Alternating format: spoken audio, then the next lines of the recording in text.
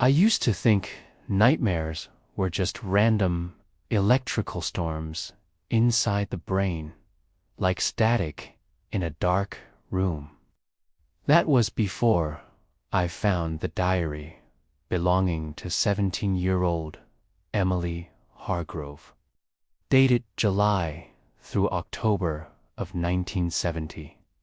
Discovered in a rotting cedar box inside an abandoned farmhouse in Iowa. Every page inked with shaky handwriting, timestamps, and vivid, impossible details about people who would die days later. Details she couldn't have known. If even half of what she documented was true, then nightmares aren't warnings, they're countdowns. Emily lived in a rural town outside Des Moines where everyone knew everyone. She was quiet, often described as a girl who looked like she was listening to something no one else could hear. Teachers said she suffered from anxiety and vivid dreams, but her parents assumed it was typical teenage imagination. They didn't read her journal. No one did until now. Her first nightmare came on July 3rd, 1970. Recorded at 3:22 a.m. She wrote that she dreamt of a man she'd never seen, walking alone near a rusted metal bridge at night. The sky was dark, but the ground in her dream glowed with fog as if lit from beneath. The man was humming something, maybe a hymn or lullaby. Then she wrote that she knew he was going to die, not because she saw it, but because she could feel it in her chest, like a rope tightening around her ribs. She described the sound of metal screeching, water splashing, and his last words, "I shouldn't have gone alone." 3 days later, on July 6th, news spread around town that Earl Simmons, a local mail carrier, had gone missing. His truck was found near the same old river bridge she described. The sheriff said he likely slipped into the water, but no one found his body for 2 weeks. When they did, he had a gash on his forehead, exactly where Emily wrote it, above his right eyebrow, shaped like a crooked crescent. Her parents never heard about the nightmare. She didn't tell them. She assumed it was just a coincidence until the second dream. On July 18th, at 2:14 a.m., she woke up screaming. Her diary said she didn't see anything at first, just darkness, like she was floating upside down in a deep well. Then she heard tapping, slow at first, then faster, like fingernails on metal. She sensed someone crying, but the voice didn't echo. It was trapped. She tasted earth in her mouth, like wet soil, and smelled gasoline. Then she heard the voice say, "They won't find me. They won't hear me." When she woke up, she vomited from the taste of dirt still lingering in her throat.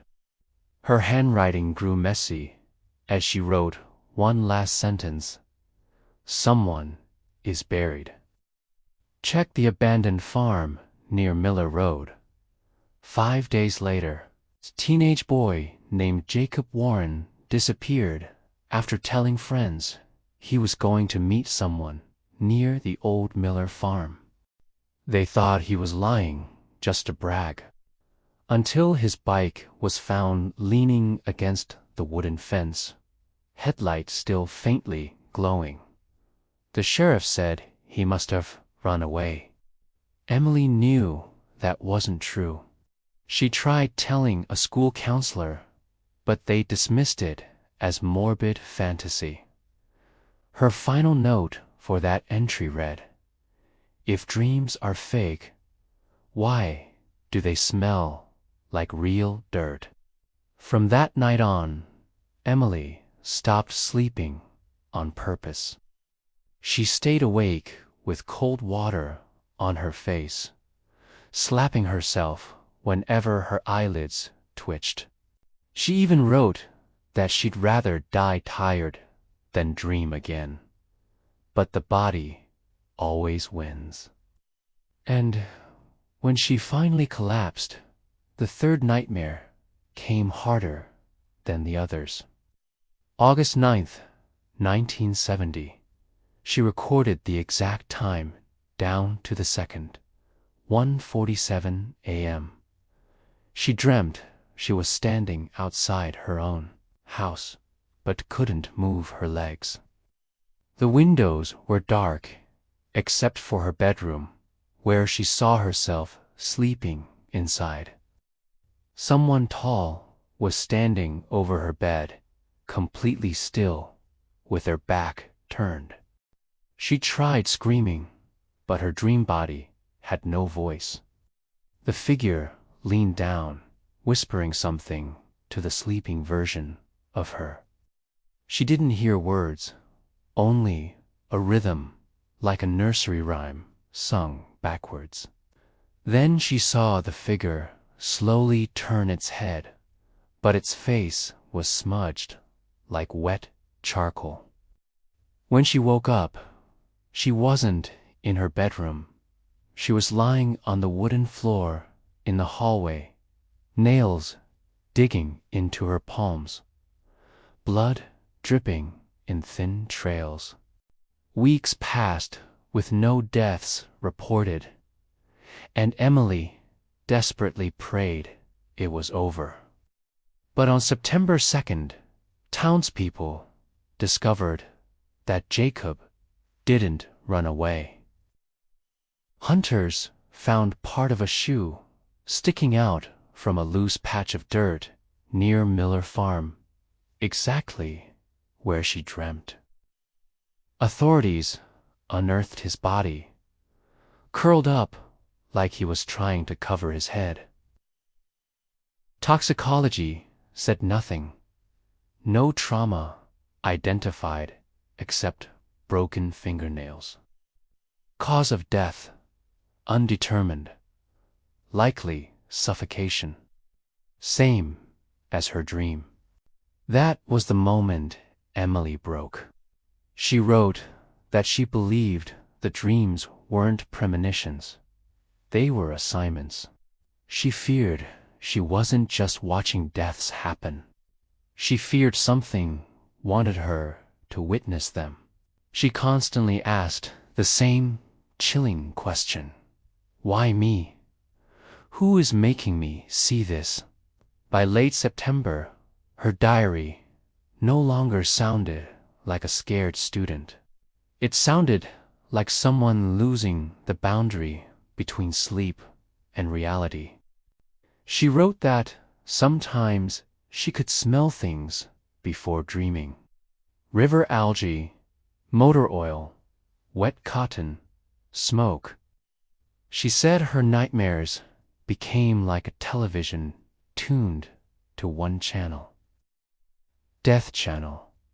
She even apologized to God between sentences, as if confessing crimes she didn't commit. Then came the final nightmare, the one that ended everything. October 12th, 1972, 4:03 a.m. She dreamt she was lying in a field under the night sky. Everything was silent except wind pushing through tall grass. She tried to stand, but her body felt heavy, like someone was pinning her down. She looked around and saw 3 wooden crosses, unmarked, standing crooked in the soil. The air tasted like metal and rain. Then she heard breathing behind her, slow and close. When she tried turning her head, she felt fingers cold as stone gripped her jaw. A whisper crawled into her ear, saying, "The fourth belongs to you." She screamed inside the dream, but no sound escaped. The diary cuts off their mid-sentence. The last thing written was, "Someone knocked on my window at 4:11 a.m.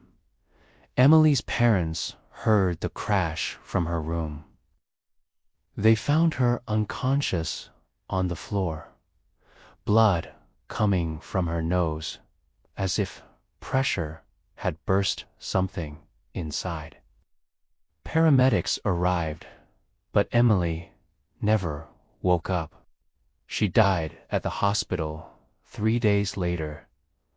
No medical cause identified. Brain scans were normal. No trauma. Coroner wrote, "Possible cardiac arrest induced by severe night terror." Her funeral was small. No one mentioned the dreams. Her parents burned most of her belongings, except the diary, sealed in a box and hidden in the attic. That same attic burned in a lightning strike in 1991, destroying everything except the cedar box that fell through the floorboards and landed inside the basement, where I found it while exploring the abandoned property last winter. The ink wasn't smudged. The pages smelled like dirt. There's one more thing you should know. Inside the back cover, she had written a note to whoever found the diary. The handwriting wasn't shaky anymore. It was calm. It said, "If you are reading this, the dreams don't stop. They move. The next face will be someone who reads this. They are already watching you sleep. Do not dream tonight." Some people think she predicted real deaths. Others say it was coincidence. I don't care about anyone's theories anymore. Because for 3 nights after finding that diary, I didn't dream at all. But last night, I did. I was standing outside my house, unable to move, and through my window, I saw myself sleeping. Someone tall was standing over the bed.